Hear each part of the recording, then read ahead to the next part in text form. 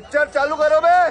तो कह रही है कि राहुल गांधी ने बहुत पहले ये सुझाव दिया था और क्रेडिट का युद्ध छिड़ गया है, तो उस पर भी जो पीयूष गोयल जी ने जवाब दिया है वो हम अपने दर्शकों को सुनाएंगे। लेकिन उससे पहले सुधांशु जी आपके पास आते हुए, देखिए कांग्रेस पार्टी का तो ये कहना है और मैंने ये सीधा स्पष्ट सवाल वाणिज्य मंत्री से भी किया था, वो तो कह रहे हैं कि भाई सरकार आपकी है, सिस्टम उनका चल रहा है। ये राहुल गांधी जी ने पहले पोस्ट किया था, ट्वीट किया था, उसमें लिखा था कि 2 स्लैब होना चाहिए, अब जाकर आपने वो किया है, दे रहा है। अंजना जी, सुधांशु जी आवाज सरकारें कई प्रकार के कार्य करती हैं। हमारी सरकार ने 3 प्रकार के कार्य किए। पहला कार्य ये था जो पिछली सरकारें भी कर रही थी और हमने भी किया, तो हमने बहुत बेहतर ढंग से किया, बहुत अच्छे स्केल पे किया। What? Bro, what are you talking about, man? जैसे सड़क बनवाना, पुल बनवाना, रेलवे का इलेक्ट्रिफिकेशन वगैरह वगैरह, दूसरी तरीके की चीजें। और दूसरे कार्य वो होते हैं जो पिछली सरकारें सोचती रही पर कर नहीं पाई। अच्छा, हमको सिखा दिया है। जैसे जीएसटी, जैसे महिला आरक्षण विधेयक। तीसरे प्रकार के वो कार्य हैं जो सरकारों ने कहा कि हम सोचा कि ये तो कभी हो ही नहीं पाएगा, जैसे धारा 370, 35 ए और राम मंदिर। तो हमने सब करके दिखाया। ये दूसरी कैटेगरी का काम है जो उन्होंने सोचा मगर कर नहीं पाए। अगर यही बात थी तो आप अपने टाइम में अपने यूपीए के घटक दलों में सहमति क्यों नहीं बनवा पाए थे? और रही बात इसकी जो कहने का प्रयास कर रहे हैं, तो एक डोनाल्ड ट्रंप है जिनको हर बात का क्रेडिट चाहिए और दूसरे लगता है कि राहुल गांधी जी हैं जिनके सारे लोग उनको हर बात का क्रेडिट देने के लिए तैयार हैं। अब 2017 को ट्वीट दिखा रहे हैं, 2017 में तो कह रहे हैं गब्बर सिंह टैक्स है। अच्छा ये बताइए, वो गब्बर सिंह टैक्स है और उसके बाद अब ये गब्बर सिंह बकरी का बच्चा हो गया। शोले में एक डायलॉग है ना, गब्बर सिंह कोई बकरी का बच्चा तो है नहीं जिसको की बार दौड़ेंगे और पकड़ लेंगे। तो मेरे भाई 2 स्लैब चेंज होने से गब्बर सिंह बकरी का बच्चा कैसे हो गया? या तो गब्बर सिंह गलत था या अब गलत है।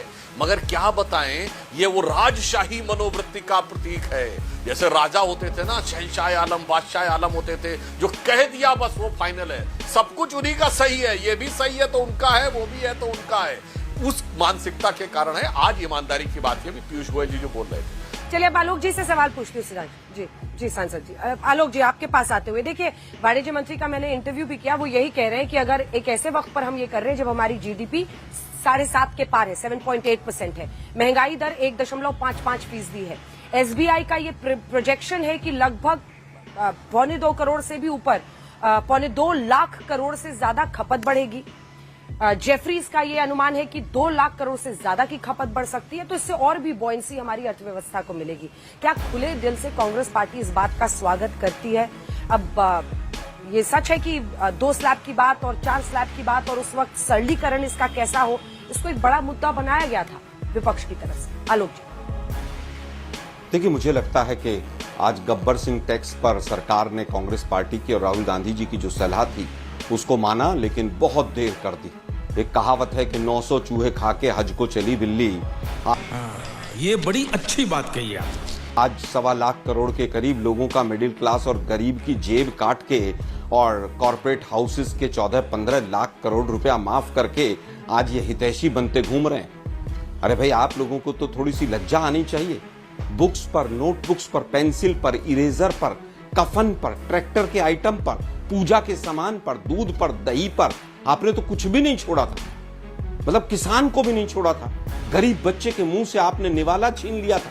आज आप बड़ी बड़ी बातें कर रहे हैं। दुर्भाग्य ये है कि इतनी बड़ी लूट और टैक्स टेररिज्म के बाद आज ये मजबूरी में ऐसा कर रहे हैं। ग्रोथ रेट की हालत खराब है, परचेजिंग पावर पैरिटी इंडेक्स किस तरह से डाउन जा रहा है, देश के ऊपर कर्जा बढ़ रहा है, डोमेस्टिक सेविंग्स घटती चली जा रही हैं, बेरोजगारी लगातार बढ़ रही है, लाखों केस ट्राइब्यूनल्स में जीएसटी के पड़े हुए हैं, इनकम की इनइक्वालिटी लगातार बढ़ती चली जा रही है और वेजेस स्टैग्नेशन है।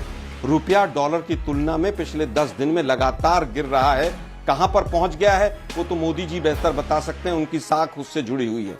दुर्भाग्य यह है कि जब हमने कहा था कि 1 नेशन 1 टैक्स होना चाहिए, तो इन्होंने 1 नेशन 9 टैक्स लगाए।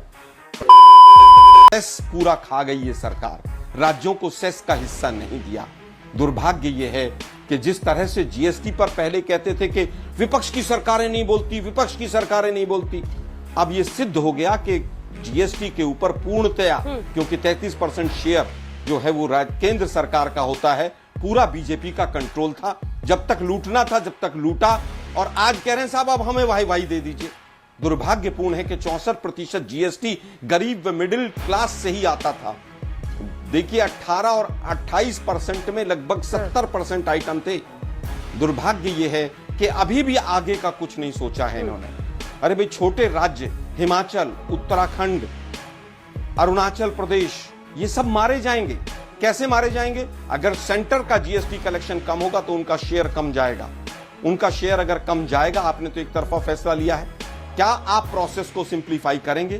क्या आप बेनिफिट को कंज्यूमर तक पहुंचाएंगे? क्या जो 17 से 18% सेस के रूप में जो टैक्स कलेक्शन जीएसटी के माध्यम से होता है, क्या केंद्र उसको कम करेगा? क्या उसको राज्यों को ट्रांसफर करेगा? और जो 40% का आप सेस लेकर आए हैं तंबाकू वगैरह पर, क्या उसका जो सेस लगेगा, जो स्पेशल टैक्स की कैटेगरी में रखा है, क्या उसको आप राज्यों को देंगे? क्या अगले 5 साल तक आपको स्पेशल पैकेज बेस ईयर 24-25 को मानकर क्या राज्यों की अर्थव्यवस्था को मजबूत करने के लिए कोई काम करेंगे? अभी तक कोई क्लैरिटी नहीं है। बस बिहार का चुनाव आ गया, हमें वोट दे दो, हमें वोट दे दो, इसके आगे कुछ नहीं है। 900 चूहे खाकर बिल्ली हज को चली। अभी इनका बंद करो, हाथ जोड़ के मैं मोदी साहब से गुजारिश करता हूँ।